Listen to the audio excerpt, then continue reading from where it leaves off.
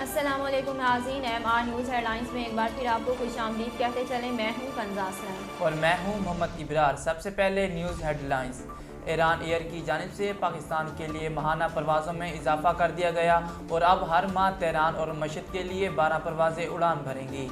Iran के शहर Mashhad में पाकिस्तान के लिए पहली परवाज़ आज कराची की जिन्ना इंटरनेशनल एयरपोर्ट पर दोपहर 3 बजे उतरी, जिसके इस्तकबाल में पाकिस्तानी सिविल एविएशन अथॉरिटी के आला हुकाम समेत पाकिस्तान में ईरान के कौंसल जनरल हसन नूरियान भी मौजूद थे।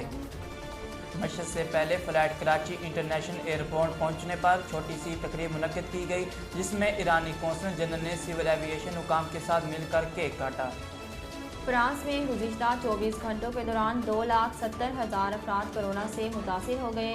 आलमी वबा कोरोना वायरस की तबाहकारियाँ 2 बरस गुजरने के बाद भी जारी हैं। यूरोपीय मुल्क फ्रांस में 24 घंटों के दौरान 2,70,000 नए केसेस रिकॉर्ड हुए। एक रोज़ में कोरोना से इतनी बड़ी तादाद में शहरियों के मुतासिर होने से हुकूमत शदीद तशवीश में मुब्तला हो गई। रिपोर्ट में बताया गया है कि फ्रांस में 24 घंटों में कोरोना वायरस में मुब्तला 351 अफराद ज़िंदगी की बाजी हार गए, जबकि 24 घंटों के दौरान 64 बच्चे भी कोरोना से मुतासिर हुए। नए वेरिएंट जनूब मशरकी फ्रांस के शहर में शहरियों को मुतासिर किया। डॉक्टर्स का कहना है कि इसका पहला केस अफ्रीकी मुल्क की सफरी हिस्ट्री वाले शख्स से मुंसलिक था।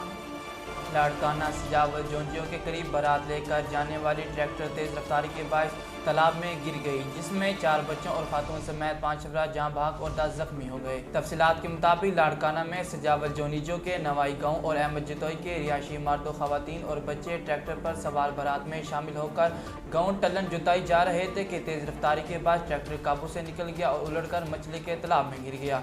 हादसे के नतीजे में 4 बच्चे अब्दुर्रहमान, रसूल बख्श, अब्दुल कादिर और खातून जायदा मौके पर ही जहाँ बहक हो गई, जबकि रेस्क्यू टीमों, पुलिस और अहल खाना ने मौके पर पहुंचकर 10 जख्मियों को वहां से निकाला, जिन्हें लाड़काना के अस्पताल में मुंतकिल किया गया। नाज़रीन, अब तक के लिए इतना ही। मज़ीद खबरों और अपडेट के लिए देखते रहिए MR न्यूज़।